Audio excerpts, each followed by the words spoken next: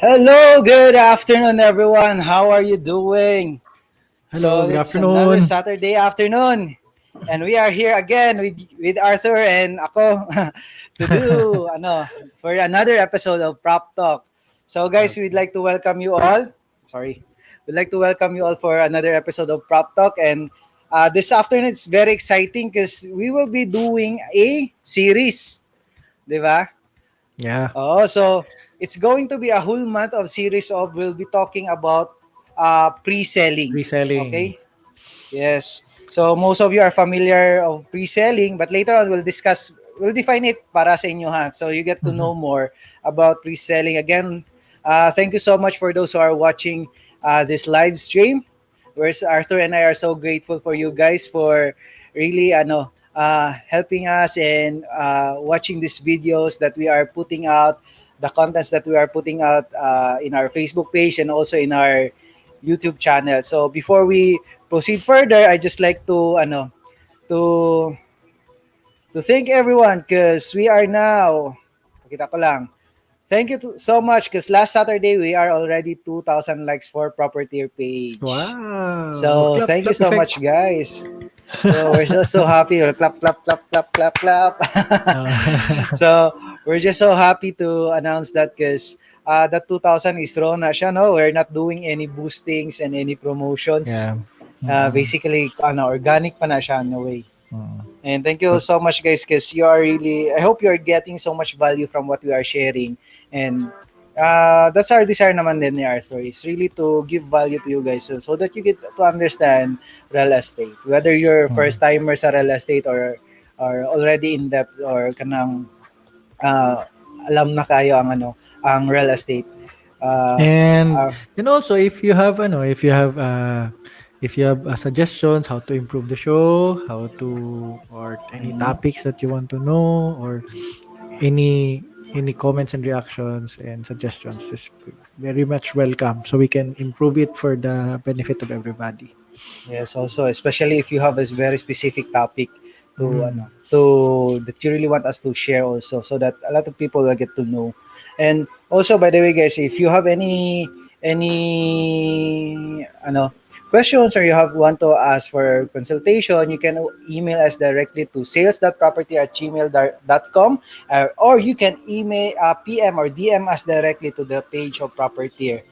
Okay? Mm-mm. So, that's our email. And also, before that, I also want to, we just want to say, thank you also to the law firm of BCPC, Yeah. Villarica Coronel Pohas and Carian. Because last Saturday, if you have watched this, guys, we have posted and shared it also in our page. Yes. Na we have been, Arthur and I are your guests sa Abogadong Dabawenyo. Thank Diba? you, VCPC. Thank you, VCPC. Thank So you, please do Attorney watch Ople. yes. So please do watch the video. You get to learn a lot of things, and also like the good thing about that show also is there's a perspective also coming from lawyers as well. Mm. Oo. So that happened last Wednesday, tama ba, bro? Yes, last Yeah. Wednesday, so ang guesting. And it was fun. If you haven't watched it, di ba posted, di ba naman sa page, no? Sa nasa Nasa page. page, nasa Facebook Good page na. So discussion. Very good uh, discussion. yes, also. And VCPC has been a long partner with us sa Propertier, Mm. especially with all of transactions. So parang lawyers and brokers go hand in hand in this business. Mm. If you have legal Spe- needs, you can contact them directly, or you can mm, also channel it to us, whatever suits you. yes. Ikaw muna bahala. Mm. So again, sige, let's go directly to our topic this Okay, so afternoon. So let's start the new series, uh, pre-selling. So, Jess, what is pre-selling uh, so when we say pre-selling? So I just have to show it. So this is a new series that we'll be doing for the whole month of September. We'll be talking all Mhm. about pre-selling, and for this time, for this show, for episode 5, we'll be talking about the advantages and disadvantages of buying pre-selling properties. Whether you are talking about condominiums or a house and lot or lot only subdivision, Mhm. uh, there is such thing as pre-selling. So, like what Arthur just said, let's define it first, Kep, so that each one of us will get to understand what is pre-selling. Yeah. So, Um, ito, pre-selling actually is a uh, means of developers in selling properties that are yet to be developed or yet to be constructed. It's like, for me, ganito talaga yung pinaka-easiest explanation ko. It's like the developers are selling you a promise or selling you a picture that the property that you're going to buy in this plot or in this property will become like this. that's For that's the the way sake I see it. for the sake of for the sake of those living in US, Oo. basically, or UK or Commonwealth government, pre-selling is basically, you call it pre-construction, no? Yes, In pre-construction. Oo. pre-construction. Actually, ito naman tayo, shortcut ito eh, pre-construction selling yan eh. So, Pre-construction mhm, selling. Yes. so pre-selling na dito sa Philippines. So, Oo. yan, So, tama yan. so it's either the property is being sold to prospect buyers, Mhm, even during the planning stage pa lang or during mhm, construction. mhm, So mhm, that's why usually pre-selling takes time before you get to occupy the property. So mhm, mhm, may ganyang aspect which we will also be sharing later on, part of the advantage and disadvantage of that. Um, So, yan siya. Basically, it's selling the property that is yet to be developed or yet to be finished. Yan mhm. siya yung pre-selling. Pre-construction or so I think sa US yata they're also telling us their term also is new developments, but I don't know if I'm having it right because I've been watching yung yung million dollar listing. Secondary They're into new listing. development. So Siyempre, when they enter to a ano, showing, then they enter to a showing, parang it's all construction everywhere. So parang ganyan siya. So that's pre-selling. So yung usual talaga na ginagamit nila is pre-construction. So, pre-construction. ayan. Oo. So this pre-selling has been so attractive lately for the past years na dito sa Philippines, and you've seen this everywhere because especially for us dito sa Philippines, we're a developing country, and also there we have a huge demand of housing, of residential units. So that's why you see a lot of mga developers are putting up this kind of developments, Mhm. and it's one way for them also to finance the development as well. Yan siya. That's the reason why they are doing pre-selling. So, okay. So, because our topic today is about the advantages and disadvantages of pre-selling. So, let's get into directly to the point. But before that, tama pala. So, if you have questions, please put in your questions in the comment section. And also, please don't forget to hit like and comment and share this video to your friends, especially those if may kakilala ka, lalo na pag OFW, no, kadalasan. Mhm. If you knew someone or buying pre-selling properties or planning to buy pre-selling properties, please share this video to them. You can make a friend and help a friend from this video. Okay, so let's go directly. So, what are the advantages and disadvantages? What do you think? Can will we start in the good thing or the bad thing muna, bro? Then, sige, Advantage or disadvantage? let's start with the things that we like about pre-selling. Okay, Okay, let's advantages. go. Let's go first with the advantages. So, Mhm. by the way, before that, we only selected 3 points for 3 points for advantages and 3 points for disadvantages because these are the things that we felt and we also Mhm. encountered with our clients. Na usually it's the top three, kumbaga. And based on our practice, these are the top three things why people are buying or pre-selling and what they don't like about pre-selling properties. Correct, Okay, so correct. first point is It's pre-selling is cheaper cheaper. So, in terms of which the means that price. you can acquire the property cheaper. Mhm. Tama? Yes, tama. Cheaper in what sense? Uh, cheaper in the price. Syempre sa price naman talaga yan. Uh, bakit siya why it has become cheaper? Because ganito kasi yan siya, guys. The property is yet to be developed. So you Mhm. will be buying the property on that time that it's still being constructed. So wala pa siyang appreciation and tsaka wala pa nang nakikitang development, Mhm. 'di ba? Tama. Nothing So, has drive the increase of the price. actually, you're buying for the future. Mm, Parang you're putting a payment upfront, and then yun nga sabi ni Jess kanina, yung promise na, oh, itong nasa picture, nasa presentation, nasa brochure, you will get this, but 2 years, 3 years, 4 years, 5 years down the road. So, bayad ka na ngayon. Start ka Mhm. na ng payment ngayon. So, classic example, in Davao City, we have a partner development which is, I think I can say it's Piria, no? Di ba? Uh, Yes, yes, Inspiria.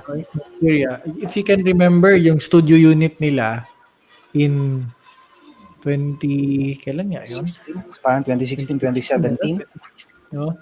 Yeah. Yung studio unit niya is 1.920. Mhm. 1.920. Ngayon, it's 3 million, 3,400,000 na 400. ata. Mm. Oo, parang gano'n na. Pa- So that's Uh, almost three approximately times. siguro mga 3 years. 3 3 years. years, 3 years Nag-double mahigit. yung, oo, nag-double yung price niya. So kahit sabihin mo Oo. na nga 4 years eh. So if double the price, that's 25% per annum na Mhm. increase. So if you bought it 3 years ago when they launched the project, you would have gained 100% or if not more than 100% dun sa pera, the value of That the value uh, of the property. when you have So purchased yun it. yung maganda sa you can basically yung 3.4 million nabili mo sa 1.9, that's why it's cheaper. Mhm. So, kumbaga, that's the introductory price when it started Mm. way back 2015 or 2016, somewhere there. Ganun yung Mm. introductory price niya. Kasi Mm. that's really the part of the scheme of new development or pre-construction. Kasi every time there's a certain phase of the development, kapag natatapos, the price will always be increasing because it's also the benefit for those who have purchased that on the first year, di ba? So yun siya. And understandable din kasi naman once you have already seen the promise or nakita mo na yung structure. Pag andyan uh, na, pag Andyan nakatayo na na, nakatayo na, and then price will be very different. Price is really oo. different na from Easily may jump na 30% eh pagkatapos na yung mm. project. Easily. Yes, usually 30%. Yan yung parang conservative pa yan siya. That's why there are clients, there are people also now, when they buy pre-selling properties, they just finish the down payment because after the down payment, before they finance it through the bank, by the way, this is another story, but that's the idea. They resell it already because they are already happy Mm. with the 30% na increase of the property. So that's one way why there is also cash flow in terms of buying, pre-selling. Di ba? Actually, for example, ngayon, tingnan mo, yung bumili ng 1.920, like, pag-start ng pag-start ng pre-selling. Tapos syempre meron na silang 100% ngayon. And then pag natapos yung project, which is kita mo na nga ngayon eh. Pag natapos na Mm, talaga turnover na yan, plus 30 ka. So let's just say na 4 years, 130%. You divide it in um 4 years. So for years. no, mga siguro 30+% per annum. Per Where annum. can you get that? Not even yung mga, di ba? Not Oo. even the best placements that you have, no, in some of the Yes. investment houses, and 30% per Mm. annum, malaki yan. Malaki yan. That's very huge already. Compare it with other vehicles. Dito kasi sa Philippines, parang yung ang type talaga ng investment yata, parang top of the chain na pinaka-highest is stocks na, di ba? Mm. Parang Oh, ganun. Pero doon, stocks pero for example, you came in late sa stock market. You came in at 8,005, 9,000, and then, oo, 'di ba? And with the then index pa. during the pandemic, yung index Pandemic, bumaba. So, bumaba. well, ang ano lang naman talaga yan, yung trajectory niya naman yan, pag 5, 10 years, total, Mm. aakyat pa rin naman yan. Just like what we're experiencing right now, na pinoproject, we will be -1 in Mm. GDP. Naturally, the economy will contract, but next year, 2 years from now, it will jump back And with some. speaking also with that type of investment, ganito din yung advantage because you bought it cheaper. The thing that developers are doing is even if nagka-pandemic, hindi yan bababa yung price. Kung ano yung Mm, existing, for example, for this year, ganito na from, let's just say, you bought it at 1.9 by by this time it's already around 3.4 million. It doesn't mean kasi nagka-pandemic na ibababa nila to 1.9 again or to 3 million. No, it doesn't happen that way. The only Oo. thing that happened most of the time is magko-consolidate lang yung price or Oo. mag-stretch na they will not do the increase, 'di Oo, ba? ang actually kaya nga we've been yung mga post ng mga agents natin, these are true 'no, yung sa property when our agents post na bili ka ng ganito ngayon kasi yung ipino-post nila na lupa pa lang, wala pang mga bahay. So parang land development pa lang, earth moving pa lang yung nakikita sa site. So bili ka ng ganito ngayon, yan pa muna nakikita mo. Hindi mo alam kung anong binibili mo, dun lang sa Uh, brochure. Kasi pagka nakatayo na yung mga bahay, definitely wala na. Mahal na talaga. And yes. normally, that's why we advise yung client, so if you have 50,000, you have money sitting in the bank, hindi mo naman babayaran yung buo, no? Which is Mhm. number two yan. Didiscuss Oo. yan number two. So, ano sabi, pagka nag-open na talaga ng pre-selling, you might want to consider buying kasi ang style kasi normally ngayon, the industry practice ng mga developer is number of units, 'di ba, or percentage Mm. of the Percentage project sold. of gold, So, yes. which is most of the time konti na lang yung gumagawa ng value eh kasi ang ginaani ano nila is units. Kung condo, Units, number number of of units units sold, increase. kung number of houses sold, yung iba number of lots sold. So every time may ano siya eh, may graduated, may milestone. Kumbaga, so every 30% or 20% increase. Mm. Pag next Increase. 20% increase or next 30% increase. So depende sa developer. Basta ang ngayon nangyayari is nag-i-increase sila every time they reach a milestone in their sales or the number of Yes. units or lots or houses sold. So we always advise that if it's a good project, buy in early. Buy in early. Yes. Serve ka Uh, kaagad. Pag nagsabi uh, ng LOI, contact your property or ASAP. broker property.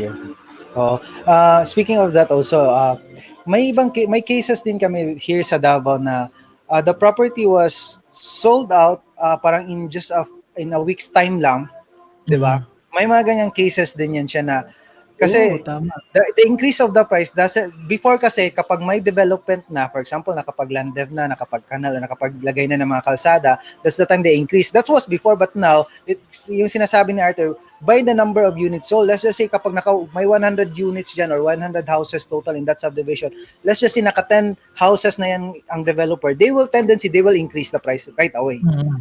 Tama. So, ganyan yan yung nangyayari. That's why, very important, if there's a new development, if you hear something na, oy, may bago ng development dito, contact directly your broker, your property, and ask them already. Because usually what happens is, you will sign up first of a letter of intent or yung sinasabi ni Arthur na LOI. Mm. Okay. Okay, most likely kasi like we're talking about pre-selling, it is allowed. Sometimes nga it is allowed to be done na even wala pa yung actual na permit like usually the developers will be asking for a permit from HLU or B. Sometimes they Mm. already produce the LOI. Para lang it's just like to make a line LOI is letter of intent. intent. Yes, So, letter of intent intent to what? Intent to purchase. purchase. So even Mm. if the project is not yet been launched, 'di ba? They're Mm. still working on the permits and all. It's possible already na mag-line up na. But it doesn't mean if you sign up the LOI, you have already to pay. No, it doesn't happen that way. They will not ask for payments yet, 'di ba? Until such time na doon na pag they're now being allowed, they already have the permits, the required permits for the developers. That's the time that pwede, that's the time that you'll start paying. So Mm. again, sometimes may iba they have a notion na parang scam yung pre-selling kasi wala ka pang nakikita and then you're already paying. So this is actually this not a scam. Okay? So that's one. Okay, let's proceed to the second point, which Arthur also already mentioned, which is our second point. Is that when you're buying pre-selling, you have flexible payment Payment schemes. schemes. Oo. Because same thing, the good thing about pre-selling, di ba, no, is you don't have to pay the whole amount or you don't have to pay in bulk payment. Tama ba, bro? Mm. Yun, Oo. sinabi ko kanina, you you get to pay, ang babayaran mo naman talaga at first, ang hihingin sa'yo ng developer is equity, which is normally at 20%. Yes. So, Say, ano yun natin, I'll compute it ha. Yung Let's just example na lang compute. kanina na 1,920,000.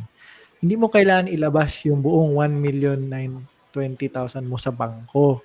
So, portion lang. So, ang Mhm. kailangan lang nila actually is 384,000 na equity, which is hindi mo rin kailangan ilabas one time. Normally, Yes. it bawasan mo yan, magpapa-reserve yan ng 20,000. Let's just say 20,000. So, may 364 na lang na naiwan, which is i-amortize mo or ibabayaran mo on Based on installment basis. Um, yes. ano ba, 24, 30 months. So let's just say Yes. 30 months, no? Or 36 months. Normally mga 36 months din yung ano eh, may Usually 48 36 ngayon months eh. talaga. May iba, 48, yes, 40. may 48, May may even some 60. projects that are already 5 years yung equity eh. Oo, 60 Depende. months. So sabihin na lang natin na ano, sabihin na lang natin na 36 months. So nasa 3 years 10,000 ano lang, per 10,000 month. per month yung babayaran Mm-mm. mo. But Oo. you Yes. already owned a studio unit worth 2 million pesos. At Yes. the first instance na meron kang 20,000, essentially, sa'yo na yon. Well, Mm. technically, hindi pa kasi tinatapos mo pa lang, pero essentially, sa'yo na. Naka-reserve na Oo. yun, sa'yo na yun. So, kaya nga reservation fee. And then, um, pag every time nag-increase ng value yan, nabili mo yan, na, na, na, may question si Attorney Pohas, yung reservation Yes. fee ma-credit sa purchase price. Yes, Attorney. Binabawas nila yan sa ano, binabawas nila yan sa total equity. So, Ah, yes. ah. Deducted na yan So, siya. deducted siya sa ano, kung ano yung reservation mo, bawas yan dun sa equity. So, so technically, so for example, ngayon, natapos na. 3 million na yung presyo ng property. Pero Mhm. you keep on paying ano lang, yun lang 10,000. 10,000 lang. 10,000, 10,000 ka lang. Oo. Hindi hindi Oo. hindi hindi magiging yung 3 million yan, hindi magiging 600,000 yung Yung equity mo kasi equity. increase na yung value ngayon. Yung equity mo is nasa 300 pa rin based doon sa kung Yes. kailan mo siya ni-reserve. Yun yung advantage ng Of uh, pre-selling. pre-selling. You bought it cheaper and then meron pang mga flexible payment schemes. Yun lang nga, Mm. if sabihin mo na, I wanna pay to the 360,000 or 380,000. So, anong benefit? May discounts. May Yun. discounts. And your broker, your properties can help you get those discounts, no? Kung Mm. meron. So, we do not promise you heaven and earth, pero we'll work something out. Baka kung especially if cash price nga ang pagbili mo, may will work something out. Yes. Oo, Mm. kasi common na ano talaga, for us na mga nasa sales talaga, everything is negotiable. Ganyan yung always yung mindset. So, Oo. yan siya. Because with, most of the time, developers will give you the benefit because you have paid it in bulk or kumbaga yung full amount. So, in a way, that's already something that goes into their pockets or goes to the money that you put in goes to the developments already. Yes. Oo. Okay? Oo. So may mga ganyan. So case to case, ang good thing about also pre-selling kasi pwede mo din naman siyang ano, actually you can also do some requests in the terms that you want, 'di ba? Mhm. Some clients they want to have a much higher equity. Like let's just say they want the 30%. Pwede din Mhm. ganun. Or let's just say gusto mo like attorney po sabi niya accelerated payments may possible discount. Yes, there's also possible discounts. Let's just say supposed to be you're paying it for 3 years to pay, but you'll just finish it in 6 months, 'di ba? Mhm. Yung ganun, mga ganung type of schemes na Ah, you ikaw talaga personally as the buyer, you want that way. Uh, ah. there's possible discounts, but again, we don't promise you heaven and earth. Uh, Ah. yan siya, ipapa-approve pa din sa Case to case developer. basis eh. Kasi for example, yung tanong kasi ni attorney, I think ito yung halimbawa, meron siyang windfall. So, Mhm. he opted for maximum term. Let's say for example, 36 months yung kinompute natin kanina na para Oo. magaan. And then may windfall, gusto niya bayaran agad. Normally, the developer will stick to the original reservation agreement, yung term nun, kung ano yung payments doon, kahit may accelerated payments. there's always but. Sabi nga, everything is negotiable. So you can work. That's why work with someone. If you are listening right now, if you have you're working with an agent already or a broker, make sure that that when you buy from them, visible pa rin sila during the course from womb to Mhm. tomb during the entire process kasi Process.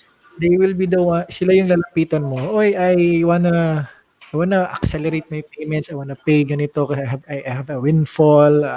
Yung property namin, nabenta. Gusto kong bayaran. Please work something out for me. So, yun ang importance, no? So, yun ang importance na meron kang trusted Yes. broker or agent. So, they can help you. Wala namang guarantees niya na makukuha. Basta ang importante lang, alam naman nila kung paano usually nakukuha yan. Kung hindi Yes. naman talaga, they will also tell you. Basta ang magagaranti lang in property, ang magagaranti lang namin is we will try our very Mm. best to get the best deal for you. Mm. And also speaking of womb to tomb, na I just something came up ba. Uh, that's a good thing also if you are doing your transaction with a licensed broker or a brokerage house Yeah. like property, yeah. Rather than, I'm not discounting, but rather than putting it on having it on from an in-house agent, because sometimes kasi yung sa mga in-house kasi the moment na ma-finish na yung project or yung let's just say sold out na sila, tendency is they look for another project na, di ba? And the accounts medyo parang somehow parang ma-left behind siya. Because to tell you Mm. honestly, the thing that is being done, especially if you're working with a broker, is from the time that you reserve, so magsa-start ka na yan ng installment mo for the down payment. Your brokers or your agents, your property, will also be at the end part also. Because nga, why? Because the time, kasi diba remember, you will only be paying the equity, which is 20%. The remaining 80% kasi you'll have to finance it, it's either through bank financing or pag-ibig. Okay? Mhm. So also your agents will also be the one also helping you, assisting you with that process. So most of the time Mhm. they will endorse you with the bank, they'll help you with the process, the initial requirements. Because like for us, we've always been talking with the banks as well. So by the time na nakikita na, oy si ma'am, si sir, nung time malapit na siya, 2 months na lang Oo, matatapos na yung equity tama. niya. Critical We'll yan. already start processing, 'di ba? Mm. Usually Critical ganyan. yan. Oh, that's very critical, especially because you have to remember, putting up the 20%, the 80%, okay, applyan pa natin yan ng bank financing. So Correct. that's one way na the good thing about hiring or asking the help from a property or from a licensed real estate broker or from a brokerage house. Okay, but I'm Yeah. not discounting what the in-house agents are doing. Yan, Uh, transparency is key. So, yes, which because is really true. yes, thank you, Kasi, sir po. Thank you, sir kasi po. may appeal also to my fellow practitioners, professionals in the industry. You know what I'm talking about. We have heard some horror stories na one meron ako personally, yung client na inassist ko rin, meron siyang binili sa Manila, pinapadala lang niya sa agent yung pera, ta's hindi pala naibabayad. Tapos, yun, wala, hindi niya makuha yung pera niya, hindi pala siya bayad. So, as much as possible, in proper tier, we always, as much as possible, hindi pwedeng humawak sana ng pera yung agent. So, that's our primary, ang preferred namin or policy. Per policy, hindi Mhm. pwedeng humawak ng pera from the Buyer. buyer or the client to na siya yung magiging conduit. Unless na lang talaga na the client will really insist. Kasi it's as much as possible. Ngayon naman kasi, talking to the buyers na lang ngayon, meron ng accounts ang developers na Yes. may na pwedeng direct deposit, direct transfer. Swift code lang naman yan if you're abroad. Ang amin lang diyan is that every time you send payments, give us a copy of your transmittal or any proof of payment para ma-monitor natin dalawa. Mm. Um, Yun lang talaga whenever you buy pre-selling, you have to have yun tama, transparency, and also Yang pagka may actually mamaya dito sa disadvantages pag may mga delays Yeah, we'll be pag-usapan. also talking that one. Oh, so, but before that, I just want to acknowledge Ruel Tanyo, Nerissa Antong, who's have comments natin. And also, Rosil Pipito, sabi niya, you still get 50%, di ba? Even in Mm. pandemic. Because Miss Rosil kasi, last time we sold one of her properties, pero that they will also they already got some percentage of increase from the property that they sold even during the time of pandemic. So it's Wow. possible, it's still possible that even during time of pandemic you still get your gains Mm. pag real estate. Okay? And also Yeah. thank you to Attorney Pohas from VCPC Law Firm for TLC. participating in our live stream. So, yan siya. So that's for Nice. the second. Okay. By the way, guys, if you have other you think that is also an advantage, please put in or type in the Ano comment in the section. Because comments, oo, yes, pag may gusto kayong uh, idagdag. may gusto kayong idagdag because we'll be talking only with three things. But if you have something, we can also add in from your idea. And also, we get to Mm. acknowledge you as well here sa live stream natin. Baka later on, you'll also be our guest, di ba? Wow, Okay. puwede, So puwede. that's one. So the first one is it is cheaper. Second one is that you have flexible payment schemes if you're Mm. buying pre-selling. And the last one, the third one that we put in here is you get better unit options. Options or So what better do we lot mean? options. Or better lot options or better house options. So what Ah, do we mean by this? Uh, you have choice. You have a choice, 'di ba? Lalo na pag hmm, pre-selling, 'di ba? Once the development or let's just say we're buying a subdivision or a house and lot. The moment that the vicinity map or the lot plan has been released by the developer, you get hmm, to select what unit or what position of the unit you'll be buying. That's one thing. That's one of the best thing of buying pre-selling rather than yes. buying from a resale kasi kung ano lang talaga yung available, yun na lang yung bibilhin mo. Rather than Yeah. when you're buying from a pre-selling, from the time Oo. nag-launch yung project and then these are all the properties or the inventory. Let's just say quote unquote inventory available. As buyers, we get to select which property we want. Whether we want na corner lot or we want near the guardhouse, di ba? Mm. Gusto ko Or sa may guardhouse para parang may guard din ako. uh, parang may personal guard ka na din. Yung gate is just near your house, di ba? That's one. Kidding aside, may iba gusto ng sa may cul-de-sac, sa may perimeter, ayaw sa perimeter, ayaw sa main road, mga gano'n, Or eh. or Tapos some or are facing east or mga gano'n, 'di ba? may mga ganun na they want facing east, facing north.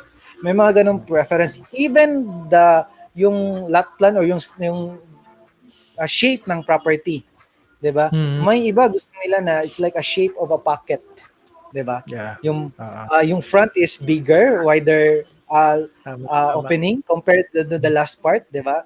Because in feng shui parang yun yung analogy nila niyan eh. Para siyang swerte daw kasi your money are it's like a pocket na pumapasok daw yung pera kasi Oo. bigger daw yung opening. So especially if you're very superstitious, 'di ba? You can get to choose from that, 'di ba?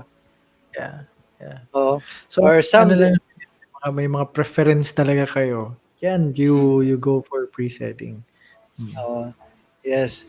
And or some are they want to get better views. May mga ganyan kasi iba-iba yung terrain ng lalo na pag you're buying it from a subdivision, 'di ba? Some Yeah. they want a very good view. Like we have one property here na it's just in Matina area or downtown area of Davao. May three levels din ng view doon, 'di ba?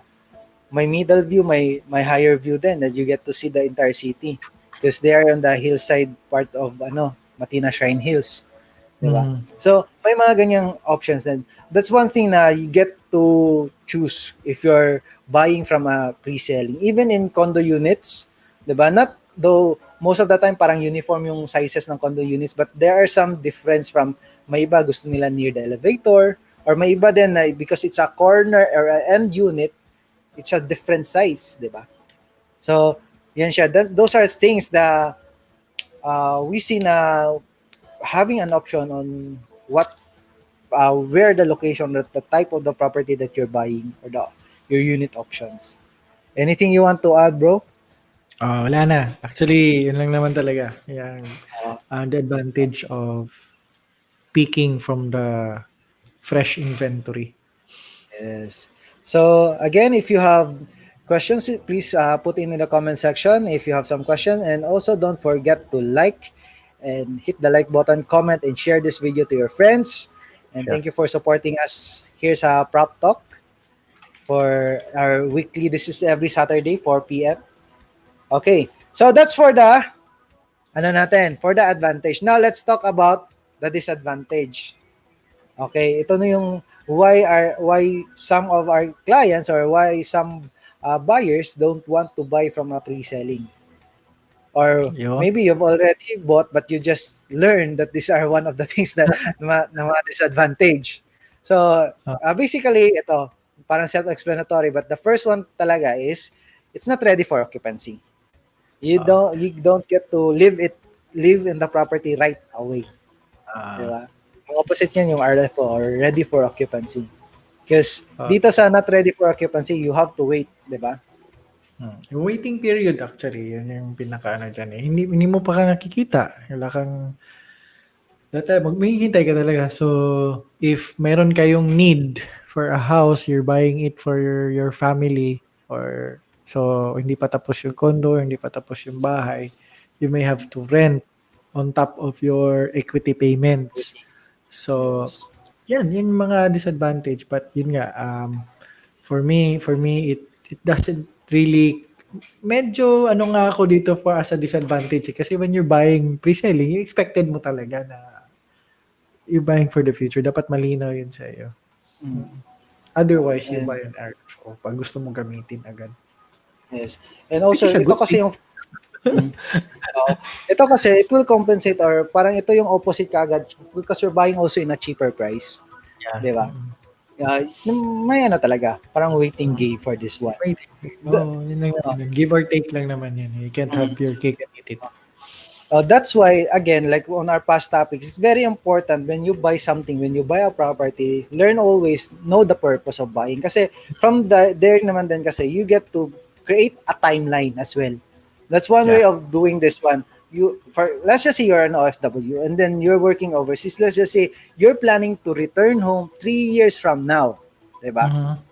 And then you can purchase na the property. Let's just, okay, the equity is just, let's just say 30 months. So, let's just 3 years is 36 months. So, let's just say the equity period is just 30 months. Meaning there's still lacking may 6 months pa. You get all ready to prepare by that time. When I start moving in, those 6 months will be my time na I get to prepare the property. Or let's just Yeah. say, pasok talaga. 36, 3 years from now, you'll get to return home. And 3 years from now, yung property will already be finished, will be turned over to you. 'Di ba? It's like, nag-match lang talaga, nag-timing lang siya from the time that you're planning to retire. 'Di ba? Correct, correct. So, yan siya. Again, you always think about the purpose why you're going to buy that one. Let's just say if you're not in a hurry because you're still overseas, you're just planning to rent it out because you're still overseas, there's no problem for you in terms of this case, di ba? Because again, you'll be buying it in a cheaper price. Kaya nga ano eh, 'di ba? We in our previous shows, we always say na you start always with the purpose, no? Ano yung Mm, purpose, objective mo for buying a property? When you talk, discuss it when you talk with your broker and agent para mag-guide kayo. okay. So, that's for the first one for the disadvantage. Ito, second one. Second one. Ito, the things that we'll be sharing for you in the disadvantage, these are really honest opinions, and these are things na some agents won't tell you as well. Okay, by the way, part of our series will be things that real estate agents don't tell you. We'll be having that Maganda yan. episode as well. Okay, so why are we doing this one? So that number one, we don't want na you get scam from agents because there are really some who are doing that. And we don't want you to be shocked on the things that why it just came out that these things, di ba? At Okay? saka ano, we are helping the industry or the profession As be well. Oo. to in its journey to be more professionalized, more Mm. it's always been the objective of those who went before us na ano talaga, it's being done professionally, tama. So, we're not saying that the property is perfect. We have our own failings as well, but we always try to improve it. So, kami na Yes. magsabi. Oo. Oh, sabi ni Attorney Boss, kami na magsabi. Yeah. Oo. Ay, That's one thing. And also, because also we have agents who are listening to this live stream as well. At least you mm, get also to learn things that the time you're going to meet your clients, you can already open it up to them. Don't hide mm, things. Be transparent. Sabi nga ni Attorney Pars, be transparent to them. oo. Diba? To our So, yung clients. number So, two is okay. sige, go. So, the second one Scale is leveling up unexpected expectations. finished product. Medyo critical to. Ah, Ah, uh, there is a possibility that the unit that they presented to you, let's just say even the materials, mm, okay? If it was before it was precast and then it became hollow blocks, or it was smart blocks and then become hollow blocks, there are tendencies na the delivery of the product diba? or the house Ah, or the project, there's mm, some changes or there's some development. And by the way, before that, I just want to ano pala, i-clarify ko lang or i-frame ko lang. When you purchase pala a pre-selling property, you will also be signing a contract to sell. Good thing we have a lawyer watching us right now. Contract to sell. That's the document that you'll be signing. That's the agreement between you and the developer. It's like the developer is promising you this to happen, and then us as buyers, we are promising the developer that we'll be paying this one. Okay, but you have to remember, in a contract to sell, there are sometimes that they will put in their contract the like things like note ko lang yan, changes with a prior notice, mga ganon na mga terms. Sana yan. Sorry na, nawala yung notes ko. So may mga parts kasi yan sa contract that developers are allowed, 'di ba? In their agreement, they're allowed to do some changes. Okay? mm, So may mga ganyan. So tendency naman din, if you're buying, there are really unexpected finished product. Ito ha, we're talking of a product that is still to be delivered to you, but hindi siya yung specs or yung features na gusto mo talaga. mm. Okay? Oo. So, Actually, also putting it into context, ano, so it can it can cut both ways. So there are, sadly, unfortunately, there are developers who, I'm not saying cut corners, but who change the materials. Yun kailangan bantayan, no? Pag may ganyan na track record. But meron ding cases that it's the other way around. It's an improvement. Let's say, for example, there's a new material that win-win ang new material. Sabihin natin, mas matibay, mas maganda, at the same time, mas cheaper sa kanila because they got a good supplier. So, that one, they can call the provision doon sa contract to sell, which is advantageous for both parties. So, yan, acceptable yun ng mga changes. But if it's the other way around, that one you can discuss with the developer. Um, ano pa ba? Yun, basta the overall structure, yun man tayo pinaka-importante, yung overall structure, hindi affected, the aesthetics, hindi altered. And yun, ang sad lang is yung mini-mention ni Jazz, no, na mga cases, which is, in most, yung matitinong developer, hindi nila na ginagawa talaga yan kasi sila rin masisira in the long term. Meron lang talaga iba, which is hindi rin namin recommend na. oo. Tapos, ito din, also, want to add that because this one, it really happened to us sa family namin. Uh, Mm. we purchased a condo unit sa Manila, and then so happened this developer para siyang almost in the brink of bankruptcy. Mhm. Okay, yung Oh, developer parang going bankrupt na. Now what happens? Another company took over with the development. Okay, yun, okay. mahirap. What happened now? What happens now is yung mga supposed to be yung initial plan ng mga features ng property, that is yung anong maging itsura niya, yung aesthetics ng property, the type of tiles na ilalagay, yun siya nag-change talaga.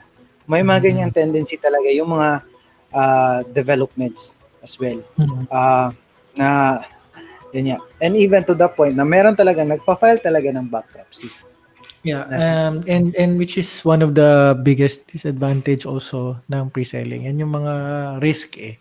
Itong number two, risk mo na unexpected na finished product or the finished product is not be at par with the promise. Kung ano yung nasa brochure, ano yung nasa yung pre-promise during the presentation is or sa atin, no? For us the agents and the client na hindi nila na-deliver. So that's one also of the risks that buying pre-selling properties can has, no? So oo. yun, you have to be very very clear about coming to terms with that, absorbing some risk, no? Yes. The thing also, if you're going to buy pre-selling, like yung sinabi namin kanina, make sure that also this developer has an HLURB license. Okay? Very important. Yeah, That's very yeah, important because it's one way for you to be protected. Because may mga correct. arrangement din kasi yan siya. If just in case hindi talaga ma-deliver yung property, because it's covered with HLURB, okay, because it's covered with HLURB, hindi yan siya, um, some not maybe not all, but some of your money that you put in, Mm, mababalik pa sa'yo. Okay, that's one. Compared to those who don't have any HLURB license, if just something happens to them, na biglang nawala yung ano, yung developer, let's just say mm. nag ibang bansa na, which is reality ng it's being it happened here sa Nangyayari yan Davao. ngayon. Nangyari Nangyayari yan dito sa ngayon, di ba? Davao. Di ba, yung story pa nga nun, isa condo yun, is somewhere here sa may Bahadang. Hindi na lang natin specific. Okay, baka some will get hurt. So, it's in Korea nata yun siya eh. So, ang nangyari is, they've already collected all the payments, nag-ano na, pero and then, biglang nawala si Mr. Foreigner or si Mr. Developer. Yan ang mahirap. Walang hapon. Mm. Even those are buying rollouts, yung mga lote-lote, yung quote-unquote lote-lote, you have Especially to be yan, very careful. especially ang dami niyan ngayon, ang dami niyan. And meron na mga reklamo nga na ah, basta kawawa Mm, yung bumili. Kasi hindi matutuloy yung project kasi yung pala may usapan pala yan, may mga usapan pala yan with the property owner eh. Na may share-share, tapos nagbago, may away, may ano, tapos collect ng collect yung ano ng developer. developer. Kasi sinasabi kasi nila, oh, hindi naman kailangan ng HLURB, okay lang yan. Pero ang unang-una diyan, ang first mo itanong, may ano na ba yan? May ano nga yun, Jazz, yung mga development Development permit from the city. permit Yan. from the city. Kasama na kasi diyan yung sewage Sewerage. system. No, tapos Oo. tapos yung kuryente, yung tubig. Kasi yan, syempre, yung the pipes going to the subdivision will be bigger than the normal to feed the number of expected residents dyan sa 3, 5 hectares, 10 hectares property na nilote-lote nila. Tapos, yung waste disposal, ano yung waste disposal? Kasi alam nga naman, langawin kayo lahat dyan. So, which is unhealthy sa mga bata. So, yan lahat, yan yung role actually ni HLURB to make sure na maganda yung buhay mo pagka naglagay ka ng bahay dyan. Kahit maliit yan, kahit 100 square meter yan, or less than 100 square meter, dapat healthy rin na ang binili mo na community. May sewer, may proper drainage, may proper waste disposal, may kahit konting, may 30%, yung sabi ni dito sa Davao na 30% ang green, no? May Green. garden. Iba kasi Open 90, spaces. lagyan lang Sagad. ng isang kalsada. Yun na yun. Wala Oo. kayong park, walang basketball court. So, pero actually, medyo secondary na nga yan eh. Ang primary Oo. kasi talaga is that you're protected by regulatory agency in case they do not make good with their promise. Kasi 'di ba ang usapan niyan tag 3 years, 5 years na amortization. Eh. These are paid, binabayaran ito ng mga usual, mga hard-earned money, the working class na pinapabayad nila. So, yun. May iba nga ako ngayon pinapa-assume na, may mga kilala ko pinapa-assume, binebenta nila. Kasi nga, hindi maganda yung community na nabili. kung ano yung pinakita sa inyo during the start, lagyan lang ng grader, may konting land moving kunwari during the site visit. Tapos wala nang follow through. Oo. Wala nang Actually, nangyari. Yun ang may one kawawa. story din tayo here, a case here sa Davao that Mm. they started rollats na, selling rollats, lote-lote. And then so Mm. happened, parang I think parang 2 or 3 years lang, the the new owner, may new owner na pumasok, that he's the one owning the entire land. Because what happened when the first owner was selling it in rollats, okay, hindi pa na title land per lot. What he did, Oo. he uh, parang ano bang prenda sa ano dito? Parang Sanla. prenda.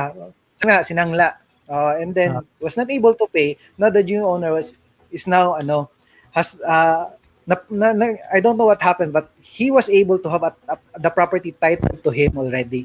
transferred na sa Okay. kanya. Na-transfer sa kanya. Yan And then mahirap. what happened? Yun ang mahirap. What happened to those who purchased it in a rollats? Kawawa Okay. nga talaga. So I don't know what happened with the case, but it happened na yun nga, yung may picture nga niya na pinalagyan niya na ng tarpaulin na this property is owned by blah blah blah. Yan siya. Wala na. So, yung kawawa talaga. So that's why as as buyers, be careful with those things. So it's very important also and really uh, make sure that it has a development permit, it's been regulated by HLURB. That's very important because you will Importante. be maiwasan mo tong unexpected finished product na disadvantage of buying pre-selling. Because sometimes Ah, these properties that are being sold in lote-lote, they don't, number one, you have to be alarmed why they don't issue you an original or an OR. Because most of correct. this are just giving you acknowledgement receipts. 'Pag And walang watch, 'pag walang OR, uh, matras kayo, ha? yan siya, Parang yan. alarm na yan. And then also, you have to also to identify what type of contract that you are signing. Some of them are already giving you parang deed of sale, something na deed of sale, and then you're still paying on the equity. So medyo conscious ka na din yan. And also with ito pa talaga ang malala. They will ask you to sign a memorandum of agreement, not a contract to sell. That's a difference. So maybe I guess natin sila Attorney Puhas dito and they'll be the one talking for this. Okay. Sa Oo, kanila din kasi tayo kukuha ng oo, advice, 'di ba? 'Pag mga legal yes, ano. So, pag anything legal na, lalo uh, na if we're talking about they're contracts and experts, contracts eh. na, they're the experts. Or maybe we can ask them to have that kind of show. They'll be talking about that, especially if Attorney Jeffrey is a law professor sa land title. O, di ba? They can share. Ay, even ito, plug ko na lang din. Go to their page, okay, sa Hmm. the law firm of Villarica, Coronel, Pohas and Carian. Go to their videos, okay? Parang sa lower portion nun, may mga videos si Attorney Jeffrey na he is talking about land title. Yung titles, oo. Uh, it's just less than 1 hour lang yan siya na video. So pwede mo yan siya uh, Good view mo good yan use of siya. time. Good use of Oh, time. good use Dami of kang time. matutunan. Parang mga 30 minutes lang yan siya. Hmm. You get a lot of things from those videos na ina-upload nila. Okay? Hmm. So yan siya. To avoid unexpected finished product. Okay?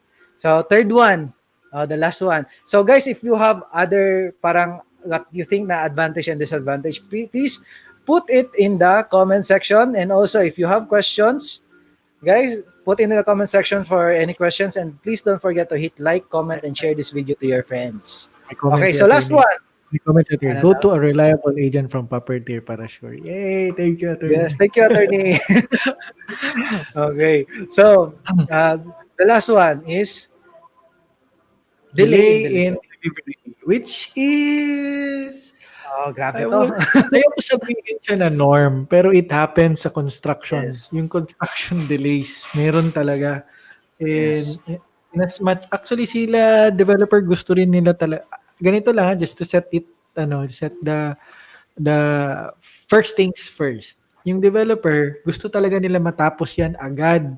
Kasi yung mga bangko rin ngayon, hindi na nagre-release ng Once. LOG or pay ng pera sa kanila para i-take out yung property na kung if ever naglo-loan ka, di nila babayaran yung developer hangga't hindi ah, in deliverable state yung unit. Oo, I mean, simple, pag hindi tapos yung unit or hindi ready yung unit or Ganyan yun. pera si Kasi bank sa yun developer. yung hahawakan ng mga financing institutions, ng mga bangko. Yun yung collateral na hahawakan nila. Protection Mm. nila yon, way out nila yon. So, they require also na tapos na talaga yung project na Mhm. ifi-finance nila. So gusto rin ng mga developers na 'yan na matatapos on Tapos, time. Oo, para yes. ma-release na ng bank sa kanila yung remainder kasi you paid only 20%, 30% eh. So yung Yes. 70%, the bigger portion, manggagaling sa financing institution. Um, hindi yung bigger portion na yun hindi mare-release sa kanila kung hindi tapos. So yan, at least yan to be fair to the developers. But Oh, meron ulit but. But what's there the are box? those talaga na hindi na ma-manage na maayos na tumatagal. Yes. So, Oh, sorry, inis ako kasi I really, I'm really disappointed on some of the developers because of that. Nahihiya na rin kami sa clients namin kasi siyempre, clients. oo, Nakikiharap sa clients. din, kasi kailangan na nila, tagal pa. Oo. And May also mga, speaking of, yun lang, sige, hindi go, go, naman go. talaga nila controlled minsan. Mhm. Most of the time. Kasi one factor also that can cause delay is sometimes like what happened dito sa Davao for the past 2 years yata is lack of workforce, For manpower, labor for manpower labor. for construction. That's one that happened Okay. also. And also may tendency din na mga developer can pursue construction kapag uh, too much raining. May mga ganyan din cases, 'di ba? Yes. So may mga ganong factors pero Alam actually mo naman part of the alam mo naman sa Philippines, ang season natin ito wet and very wet, 'di ba? very wet. So dalawang season lang yan, 2 wet and seasons na very wet. tayo, wet and very wet. When it So comes may to be delay. very wet, yan na, medyo mahirapan na din yan siya. But so good thing that there are developers who already count those times na mga expected na mga ganyang mga problems. May And sometimes they buffer na. compensate also, they increase Correct. increase their work time. Some of them parang may mga ganyan din because again, to put it in context, sila din gusto din talaga ng mga developers to finish the Mm, project right away. Yun lang talaga, may iba talaga na mismanage. One reason din na ito talaga, ito totohanan na sarap upfront, sabihin, eh. may mga developers talaga na hindi ma-handle yung especially in terms of the money na, 'di ba?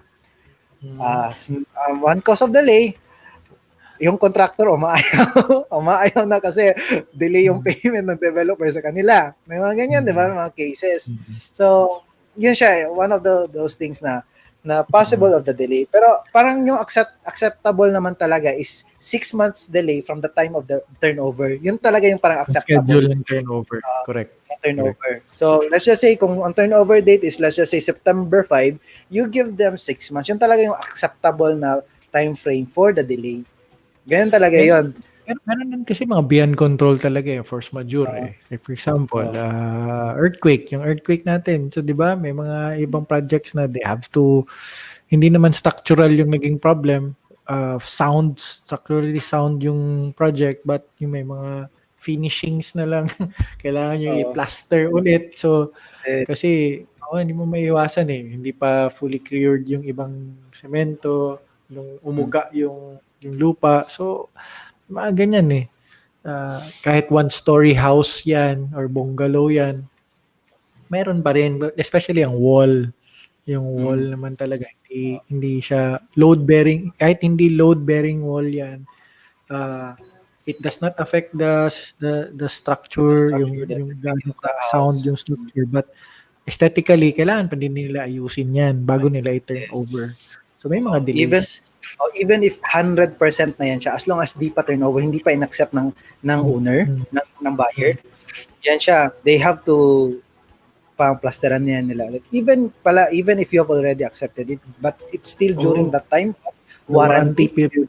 Mm, their warranty period, they will have to also to do it. So for example, if they're already doing the construction and then may isang phase na nakapag-move in, they have to attend you first before they continue also para mas split pa talaga yung mga labor nila niyan, di ba? So that's one cause of delay. And also, anything else you want to add, bro, with the delay of Wala, delivery? wala lang. After na lang nito, parang ang question na lang kasi yan. So how do you mitigate the disadvantages? So, paano Oo. Sige. What do But you before do? that, speaking of delay, ito din, hindi naman no, na ano, ah, sa manalain. Pero also this one, if the Asa developer is magkadalain. delayed, it's not your agent's fault. Sorry ha. It's not your agent's fault because of the delay. So we understand as buyers, we are talking to the agent. Sometimes yan din yung dilemma namin with us as agents. Sometimes parang kasalanan pa namin na na-delay. May mga ganyang tendency na Good, good. the buyers hugot na Ah, hugot. As if na we are in control with the construction. You have to understand guys na your agents will be working with you. They're not your mhm, enemy. In case of delay, work with your agents, with your broker. Don't fight them or don't blame them for the delay because they're not the mhm. one in control of the delay. 'Di ba? So, yun siya. Sometimes I have one friend na who's working from this big company sa isang developer from Manila but they have a project here sa Davao, somewhere in Lanang na lang sabihin natin. Yung talaga yung client niya as in said all the bad words that they can say with with the agent. And Oo. then sabi talaga ng agent noon that time na, sir, di ko talaga deserve yung sinabi mo. Because nag-cool down na kasi yung client after for a Ah, certain number of days and then they talk again. Yun siya. Pero but yung agent talaga, grabe yung ano niya, yung pain ba? Pero oo. yun siya. Ano Yun lang, siya. parang sabi nga kanina, just full transparency lang. Sometimes yun nga, merong iba, we let the clients vent out their frustration. So sometimes basta sa agents lang din aside, if I talk to you, my fellow workers in the industry, if your client is frustrated with the delays, just have your client vent it out. May mga clients talaga na nagve-vent out. So sometimes sa atin, na vent out. So pakinggan lang natin, siyempre if we put ourselves in their shoes, pera nila, pinaghirapan nila, may expectations sila. Hindi biro yan, hindi pesos, 10 pesos yan, millions yan minsan. Most of the time, millions ang pinag-uusapan niyan. Minsan nga nagbabayad na sa bangko. So wala hindi pa maka-move in. So very frustrating and understandable minsan yung mga reactions. Yun nga, meron lang iba that if it goes overboard na to insult you to ano, you always have the right to walk away from it. And then balikan mo na lang pag nag-cool down na. Yun lang ang advice ko. So, if you get insulted, if you pinastos ka na, you don't have to put up with it. You can in a way professionally uh, take a step back para mag-cool down si client. Pero normally, if they will vent out their frustration, it's part and parcel of our job to listen to them, understand, and then help them work out with them pag nag-cool down na. Okay, nawala ata yung partner ko. So, yeah. So, hintayin natin si Jazz para sa ano, para to navigate to our topic. Basta ang sa akin lang, if you have questions, yes, put it in the comment section. We'll try to answer the best way we can.